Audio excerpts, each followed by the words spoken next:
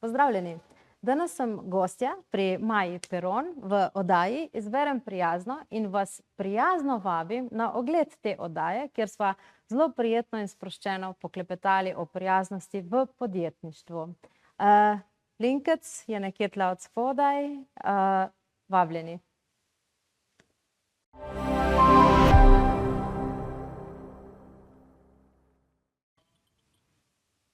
Dobrodošli v novi epizodi Izberem prijazno z Majo Peron, v kateri skozi pogovore z zanimivimi posamezniki odkrivamo, kako prijaznost vpliva na ljudi, odnose in svet. Danes je z mano Mojca Babuder, ženska, ki v podjetniški svet prinaša jasnost, strukturo in pristno človečnost. Kot direktorica zavoda Podjetni.si ter podjetnica in mentorica že leta pomaga ljudem razjasniti njihove ideje, postaviti trdne temelje poslovanja in zgraditi posel, ki stoji in diha. Iskrena, direktna in izkušena, hkrati pa izjemno topla, prijazna in prizemljena. Ženska, ki zna povezati razum, srčnost in prakso. Mojca, prijazno dobrodošla. Hvala, ker si se odzvala na povabilo in si moja gostja. Hvala tebi za povabilo. Pozdravljena. In naj te vprašam, kdo je Mojca Babuder, če ti opišeš tako s svojimi besedami? Kdo si pač ti za vsem tem, kar pravzaprav počneš? Za vsem, kar počnem, seveda v prvi vrsti sem mama, logično, žena, partnerica, v drugi vrsti takoj zatem pa pač podjetnica. Podjetnica že od nekdaj, že od 30. naprej, z majhnimi predahi, ampak vseeno, bolj kot podjetnica sem povezovalka. Rada pomagam drugim in iz tega naslova je tudi nastal Zavod Podjetni. Je v bistvu skupnost podjetnih, ki jih povezujemo, jih združujemo in jim pač pomagamo na njihovi poti. In to je bila moja misija že od samega začetka, najprej čisto neformalno par let, potem smo pa v času korone to naredili v neki formalni obliki. Super. Pa to zdaj vi že kar dolgo časa delate, ne? Ker jaz se spomnim, ne vem, že veliko let se je, kar so se vidve spoznali na enem takem prijetnem druženju in moram reči, da to, kar je bilo, kar je mene pritegnilo takrat prvič, ko so se midve videle, je bilo točno to, da je že takrat, se mi zdi, bilo tako ogromno neke, vse je temeljilo na neki prijaznosti, na povezovanju, take zadeve, ne, da to si ti na nek način. Verjetno, če sva zdaj na temi prijaznosti, je tisto, kar daješ, tisto dobiš. Jaz mislim, da je to ena taka osnovna smernica v življenju. Jaz se smatram za prijazno osebo, upam, da me imajo tudi drugi za prijazno osebo, verjamem pa, da prijaznost je na prvem mestu. Prijaznost, poštenost in odkritost in celoten sklop potem tudi pritegne enake ljudi. Zavod je zdaj ima 5. rojstni dan, čez 14 dni, bomo pihali 5. svečko. Naši dogodki so res temeljili na eni sproščenosti, verjetno je tudi zato delovalo bolj prijazno in poskušamo biti odprti za vse. Se ne zapiramo tudi kot skupnost, niti kot skupina, ampak vabimo medse, tudi tisti, ki so začetniki in nimajo izkušenj, ker oni še posebej rabijo prijazno in sproščeno okolje. Ker biti podjetnik, včasih je bilo težko, danes je pa še malo težje verjetno, ne. Včasih je bilo težko, ker ni bilo informacij, danes je ogromno informacij, je pa ogromno konkurence in je bitka. Tako da ne prej, ne zdaj, ni lahko. Ampak če delaš z užitkom, je malo lažje. Ja, pa tudi skupnost, ne, svoje odtehta, ne, se pravi, ker vi funkcionirate po tem sistemu, da imate mentorje za ljudi, a ne, kar je sploh, se mi zdi, za nove podjetnike, za ljudi, ki stopajo na to svojo pot, pa še poseben ekstremenga pomena. V prvi vrsti smo želeli narediti to prijazno okolje, zato da se nam lahko pridružijo vsi, tudi tisti, ki delajo šele prve korake. Na drugi strani so tisti, ki so prve korake že naredili in pomagajo tem, ki delajo prve korake. Zato je ta skupnost mentorjev in članov. Predvsem pa, ja, želimo si, da bi vsem bilo malo lažje, ne. Zato smo se nekako na skrito poimenovali vse na enem mestu, ker pač mentorji izhajajo iz vseh področij. To so podjetniki, ki svetujejo podjetnikom, ker mislim, da imamo eno veliko prednost pred drugimi inštitucijami, kjer zaposleni svetujejo podjetnikom. Malo lažje je vzeti nekaj iz prakse, kakor iz knjige ali pa iz tečajev, in podati to v prakso oziroma komu olajšati kakšen korak na poslovni poti, recimo, da ne naredi čisto istih napak, kot si jih ti naredil. No. Ampak po večini najraje gremo po svojih napakah, no. In radi delamo svoje napake. Jaz vem, da sem nagnjena k temu, k izkustvenemu učenju. Izkustvene metode, ne? Jih imamo radi. Ja, no, jaz jih imam rada. Ne, ampak ta koncept mi je blizu, mi je všeč, zato ker se mi zdi, da se pač vsi nekako počutimo potem koristne. In nekdo, ki že ves čas v podjetništvu, z veseljem podeli svoje izkušnje, in pač nekdo, ki stopa, ne, na to pot, jih z veseljem sprejme, po drugi strani pa te, ki stopajo na pot, imajo cel kup nekih novih izkušenj, in se mi zdi, da mogoče še nikoli ni bilo tako pomembno tudi to medgeneracijsko nekako na navednicah tukaj sodelovanje, kakor je mogoče zdaj, ne. Ampak, a veš, kaj mi povej, ne, tako, a se človek rodi s to prijaznostjo, pa s to naravnanostjo, ali so se ti v življenju zgodile neke prelomnice, neke stvari, kjer si se mogoče vsaj ozavestila, no, to prijaznost, ta način, ali pač taka si. Jaz mislim, da en gen prijaznosti moraš imeti že v štartu v sebi. Okay. Mogoče se nečesa po poti naučiš, ampak naučena prijaznost, jaz mislim, da ni pristna prijaznost. Ne vem, če lahko to enačim eno za drugim, ne. So trenutki tudi, ko nisi prijazen, čisto enostavno. So trenutki, ko čemu rečeš ne, čisto enostavno. Pa mogoče kdo sprejme to kot neprijazno. Poveš na prijazen način, ampak ni nujno, da je ugodno za vse. Ampak prijaznost, jaz mislim, ali jo imaš ali jo nimaš.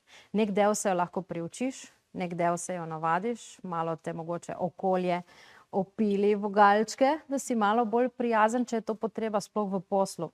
Biti neprijazen v podjetništvu, ne vem, če to sploh deluje na dolgi rok. Mogoče nekdo, ki nima stika z ljudmi, ker prijazen moraš biti, je prav, da si do strank, ker ljudje imamo radi prijazne ljudi. Prijazen moraš biti do sodelavcev, se pravi do kolegov, s tistimi, s katerimi se družiš vsak dan. Torej, težko je biti prijazen samo na enem področju. Torej, ali to si, ali to nisi, vse ostalo je po moje pa kar malo mogoče zaigrano. Mogoče je priučeno, ne vem. Ti si mojstrica prijaznosti. Ne, sem se zdaj majčkeno izmojstrila, odkar sem pisala to knjigo, pa sem prebrala cel kup enih stvari, pa teh študij, pa to prijaznosti. Ampak, veš, velikokrat pozabljamo, ne, spet na to prijaznost do samega sebe. In to, kar si ti rekla, reči ne, to je konec koncev stvar vrednot, pa tudi prijaznosti do samega sebe. In jaz nikoli ne izpustim možnosti, da ne bi povedala, da je včasih največja prijaznost ne biti neprijazen, takrat, ko si že na robu, da bi to res bil, ne. Ampak ne vem, tako se mi zdi, da nas življenje majčkeno obrusi, ne, skozi tako, ko greš, se zgodijo kakšne izkušnje, kjer se mogoče malo zaveš te svoje po eni strani pomembnosti in veličine in po drugi strani te neke majhnosti, in se mi zdi, da potem postaneš majčkeno bolj prijazen, ne. Čeprav jaz pravim tako, da ta prijaznost je lahko tudi veščina na nek način. In mogoče je to, ne vem, pa samo obvladovanje samega sebe, ne, ampak se pa strinjam s tem, ja, da nekaj moraš imeti vse. Ja, ampak prijaznosti do sebe se pa moraš naučiti. To pa ni nujno, da jo imaš od začetka. Daj povejva kaj o tem. To pa mislim, da se naučiš kasneje z leti. Največkrat, ko te življenje mogoče že malo strese ali pa kaznuje, potem postaneš prijaznejši do sebe. Mislim, da je to celo ena tako ravnovesje, ne. Saj pri meni je bilo tako, ogromno prijaznosti na eni strani, na drugi strani vprašanje, koliko pa sem prijazna sama do sebe bila. Zdaj sem vedno bolj. Z leti smo modrejši, prijaznejši do sebe. S tem nisi nič manj prijazen do okolice, seveda, ne, ampak če razmišljam tako, kot praviš, ne, ja, mogoče prijaznost do okolice je nekaj, kar po mojem moraš malo imeti v sebi, ampak prijaznost do sebe pa mislim, da se moraš kar krepko naučiti. S kontrolo in še z marsičem. To je približno tako, se mi zdi, kot z odgovornostjo, ne. Vsi tako zelo radi govorimo, kako smo odgovorni, in potem smo odgovorni do vseh ostalih, samo do sebe ne. In potem se vedno pač postavlja to vprašanje. Mogoče je to tudi generacijsko, ne? Mogoče nekaj, kar nam je bilo prizgojeno, kar smo bili naučeni, kar smo videli naših staršev. Se ni nujno, da niso bili prijazni do sebe, ne? Je pa bila delo prva vrlina, recimo, ne? In če ti posvečaš cel svoj čas delu in delu, nisi najbolj prijazen do sebe, verjetno, ne? Ja, tako. Pa naj te to še ne vem kako veseli, ne? V končni fazi je zelo tanka meja, ne? Med tem, kje te veseli in kje je to že malo preveč in gre potem počne druge. In spet drugo vprašanje, zakaj stopaš čez to Ja. mero, kaj te konec koncev žene, da to delaš, kaj želiš dokazati. Tanka meja je, če nekaj rad počneš, kje pa je dovolj? Kje se ustaviti, kdaj nehati? Po 8 urah, 10 urah, 16 urah na dan, ne? Po tolikih dnevih na teden, ne? Ja, fajn ti je to delati, ampak vseeno, fokus je treba verjetno razbiti na več področij. Pa ta ne, mi je zelo zanimiv, ko si ga omenila, ne, dejansko je zelo veliko ljudi, zelo težko reče ne. Ne, tako da ta ne je kar uporabna stvar, mnogokrat. Mi da so prišli do konca prvega dela, tako da se vidimo čez kakšno minutko.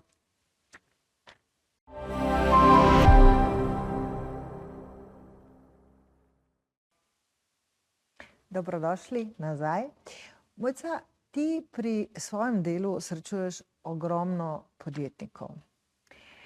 Kje po tvojem mnenju največkrat izgubijo tisti nek fokus, zaupanje vase? Kje se največkrat zalomi, ker to pač kar je izziv, ne? Tako je. Definitivno podjetništvo fokus je izziv na splošno.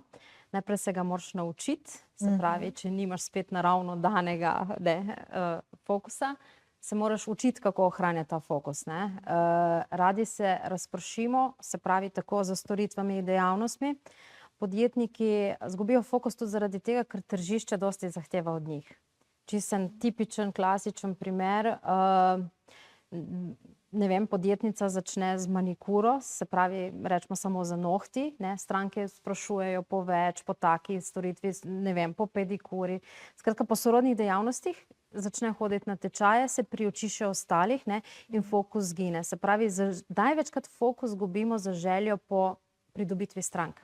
Se pravi, po ohranjanju nekega prometa, po ohranjanju nekega, bomo rekli, dobička, karkoli že, no.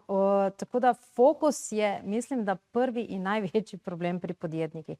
Zdaj, na začetku ga nimaš, ker še ne veš, ne, potem se verjetno to malo razblini. Sčasoma pa, ko imaš pa dosti znanja, je pa zaradi tega težko obdržati fokus samo na eni stvari. Se pa splača. Ker fokus je ena stvar, ki sem se vsaj jaz naučila. Jaz sem imela vedno več dejavnosti na skrati. Od spletne trgovine, do spletnega oglaševanja, do tradicionalnih medijev, do marketinga, do raznih drugih aktivnosti. Ne vem, sem predsednica društva, podpredsednica krajevne skupnosti, kakorkoli. In eno dejstvo, ki sem ga spoznala pred leti, je to, da če v bistvu imaš 100% energije, imaš 100%, bom rekla, volje, imaš 100% časa, isto kot vsi ostali, ampak ko to začneš deliti na več fokusov, ker nimaš enega fokusa, na več dejavnosti, na več interesov, na več aktivnosti, nikjer ne moreš biti uspešen. Potem se pa po par letih podjetništva sprašujemo, zakaj mi ne uspe, zakaj nisem nekje boljši od ostalih, zakaj ostajam v povprečju. Enostavno zaradi tega, ker ne moreš dajati v eno storitev ali pa v eno smer 20% in pričakovati 120% rezultata na nekem področju. In s tem mislim, da nas ima večina izziv in probleme, sploh tisti, ko smo bolj nagnjeni multitaskanju, ki imamo ideje, ki imamo prosto, po Prešernu lahko počnemo, kar nam paše, ne, in potem zajamemo preveč. Učimo se dosti, informacije so dostopne in tukaj enostavno fokus zelo hitro zbeži. In tudi leta hitro bežijo, ne. In pa naenkrat pogledaš nazaj in se vprašaš, ne, zakaj nisem tukaj boljši, zakaj nisem tukaj uspešnejša, zakaj tukaj nisem še nekaj dosegla. To se potem fokusi se povezujejo z plani, z cilji in tako naprej, no. Ampak preden dojameš in se naučiš vse to, se pravi, ponavadi izkustvena metoda tista, ne, ki nam da to šolo, mine nekaj let, no. Tako da Ja, na začetku je izziv, na sredini je izziv in na koncu je izziv. V bistvu imamo ves čas izzive. Podjetniki imamo ves čas izzive, točno tako. Gre samo za to, kako jih obvladujemo, ne. No, zdaj tudi lažje razumemo tistih tvojih 16 ur dela, ki si jih omenjala prej, ne. Ampak veš, kaj mi povej, kako pa pravzaprav pomagati potem, mislim, kako ti pomagaš, kaj svetuješ ljudem, ne, ko izgubijo ta fokus, oziroma kako naj ugotovijo, kaj je tisti njihov pravi fokus, na kaj se osredotočati? Fokus se vedno povezuje z vprašanjem zakaj in z enim samim odgovorom. Torej, kako jaz pomagam podjetnikom, da najdejo tisto pravo pot, je to, da se vrnejo nazaj k koreninam. Pa ne govorim 10 let nazaj, ampak v tistem trenutku, ker se spreminjamo, posel se spreminja, mi se spreminjamo, naše želje se spreminjajo, naše informacije so vedno širše in več jih je. Vedno se vrnemo v tistem trenutku, kaj je danes, zakaj to počneš in zakaj želiš, kam želiš.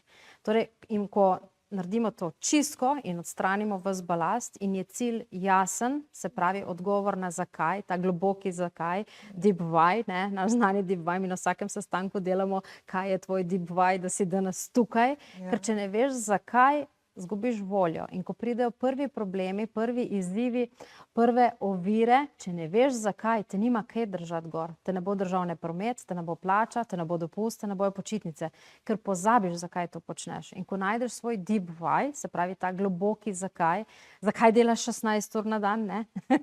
Zakaj vztrajaš, ne? Ko imaš odgovor na vsa ta vprašanja, je pa to tisto, kar te drži nad gladino vode.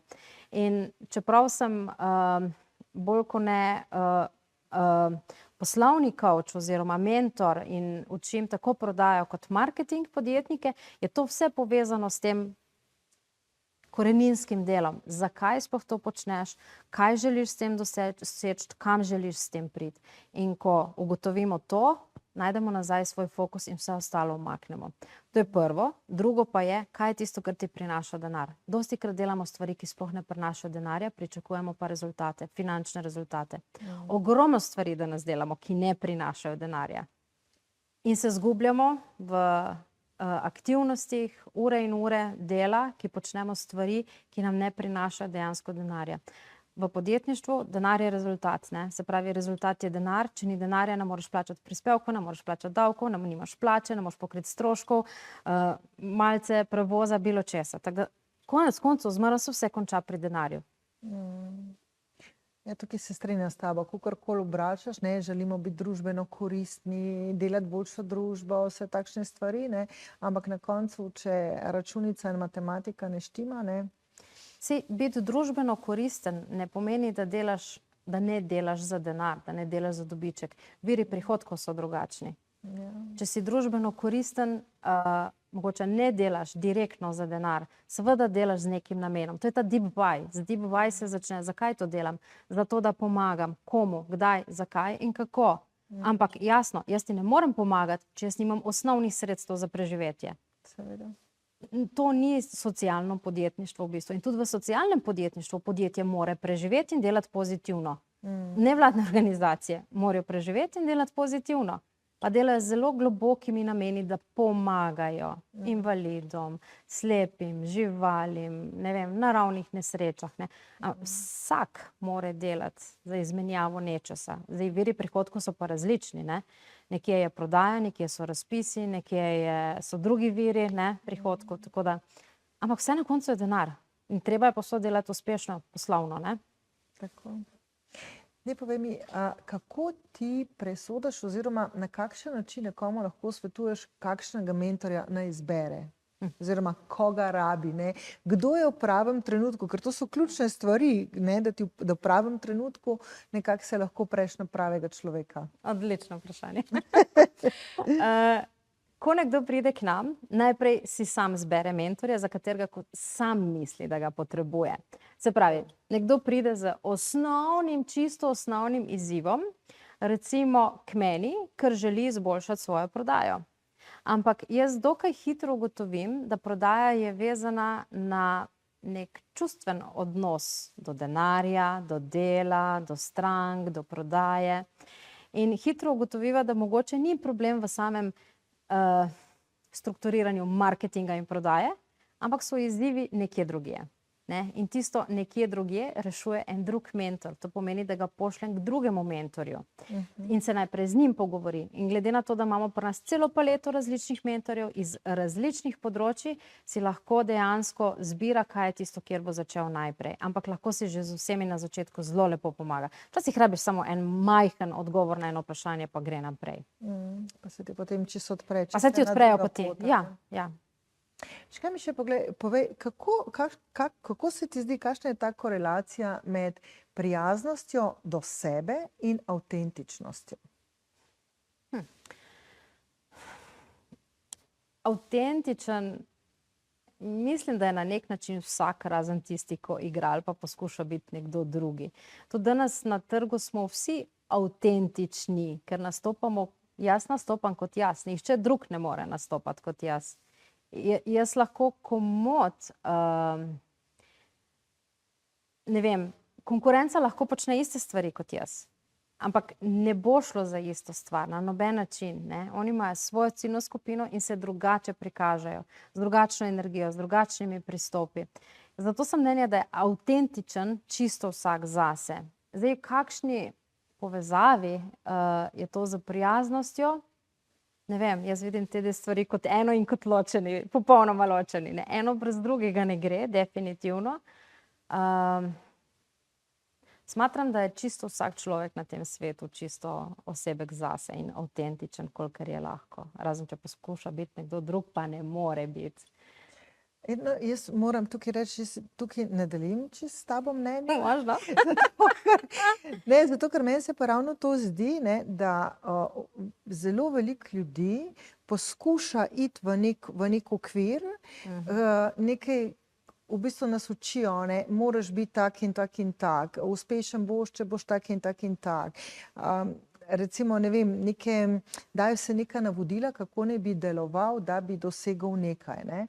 In se mi zdi, da ljudje izgubljajo avtentičnost in moje mnenje, vsaj tako, kot jaz vidim stvari, meni se pa zdi, da ko se ti enkrat naučiš biti prijazen sam do sebe in se pravi, samega sebe začneš sprejemati, potem se počasi tudi upaš biti to, kar v resnici si, kar je včasih ali pa velikokrat ali pa mogoče največkrat drugače od tistega, kar pričakuje družba. Tako nekako, tako jaz vidim stvari, se pa absolutno strinjam s tabo, to, kar si rekla. Površinsko smo vsi v istih okvirčkih. Vsak mora biti avtentičen, zato ker to nas bo zdaj delalo različne, sploh odkar je AI tako močen.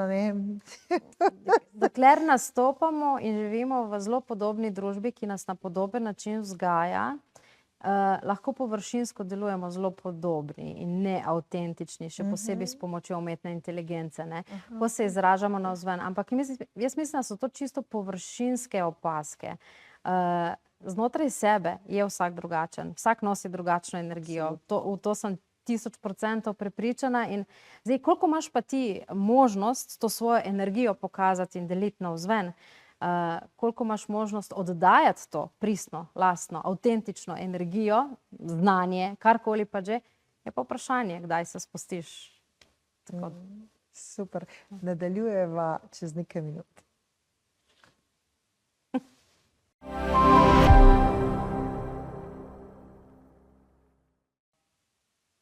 Dobrodošli nazaj. Še kaj me malce zanima, kaj se zgodi, ko v bistvu podjetnik oziroma človek prvič začuti res tisti globoko tisti svoj zakaj. Kakšne spremembe pravzaprav se začnejo dogajati? Kaj ti opažaš pri tem? Pa mogoče se to zelo lepo navezuje na prejšnje vprašanje, kjer smo govorili o avtentičnosti in teh zadevah. Zdaj bom govorila čisto iz lastnih izkušenj in tisto, kar jaz opažam pri sebi in pri drugih. Ko najdeš odgovor na svoj zakaj, ki ni nujno, da je non-stop enak. Tvoj zakaj se menjuje. Tako, ko se ti spreminjaš, se tvoj zato spreminja v bistvu. Tako, kot se trg spreminja, se tvoj zato spreminja, ker vseeno se prilagajamo. Kaj se zgodi, ko ta zakaj zares začneš živeti in delati, je to, da ti je malo manj mar do tega, kaj si okolica misli o tem, kaj počneš. Se pravi, pridobiš na samozavesti.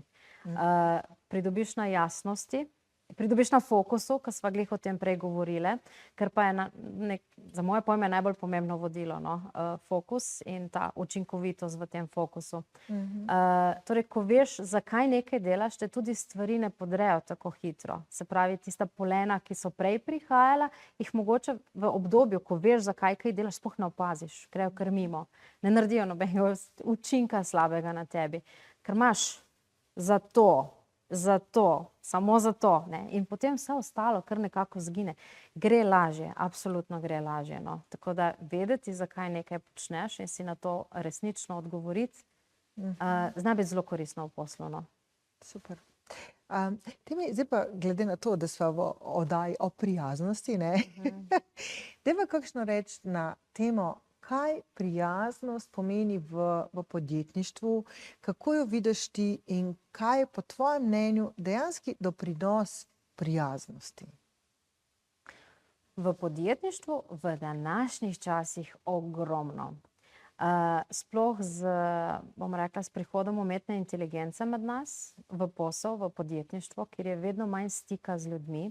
To je eden izmed razlogov, zakaj mi v Zavodu podjetij še vedno vztrajamo na dogodkih v živo, se pravi, da se ne vmešava umetna inteligenca, ker še vedno človek potrebuje stik s človekom. Še vedno imamo te energetske izmenjave, pa zdaj ne govorim o stvareh, ki so nevidne, ali pa o stvareh, ki bi bile zdaj nek bav, ampak dejansko, če začutiš človeka, se boš z njim pogovarjal. Če se pogovarjaš z umetno inteligenco v spletni trgovini, ki te pelje skozi tista rutinska klasična vprašanja, tukaj ni nobene energije, razen jeza, ker ne prideš do svojega odgovora. Torej, absolutno, da ostajamo na tem, seveda na tej prijaznosti, ker ljudje bodo to vedno bolj pogrešali.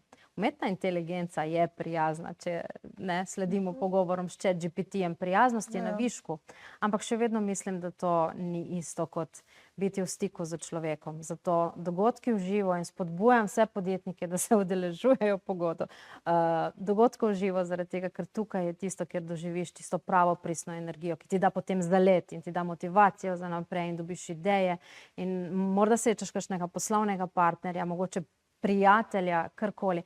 In to je tisto, kar bomo vedno bolj pogrešali, glede na to, kaj nas očitno čaka z umetno inteligenco in z vsemi avtomatizacijami in digitalizacijo in tako naprej. No, tukaj se absolutno strinjam s tabo. Jaz imam umetno inteligenco zelo rada, ne? Sicer se z njo šele spoznavam, ampak se mi zdi, da bolj, ko je v porastu umetna inteligenca, bolj hkrati prihaja do izraza ravno to, se pravi, medsebojni odnosi, stiki, druženja, zato ker človek bo vedno človeka nekako rabo, ne? Ti mi povej tako, če bi morala dati en nasvet, vem, da so to najtežje stvari, zdaj pa dajte en nasvet.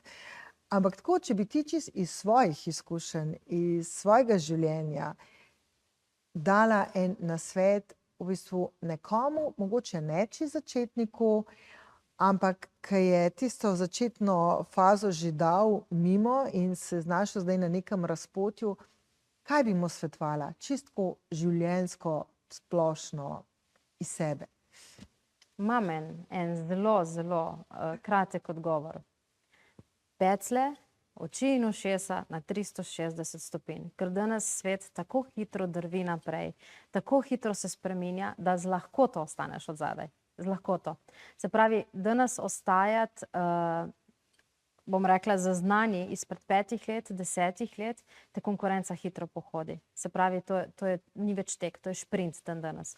Non-stop moraš biti obveščen o novostih, biti bom rekla, v skladu z vsem, kar se dogaja, na preži moraš biti non-stopno. In jaz mislim, da to predvsem tisti, ki smo že podjetniki nekaj časa, pa smo že kakšne krize dali skozi, ne, ker so bile že vsaj 3, ne, recimo v zadnjih 15 letih, še smo tukaj, ne, definitivno vsakič me je naučilo nekaj samo to.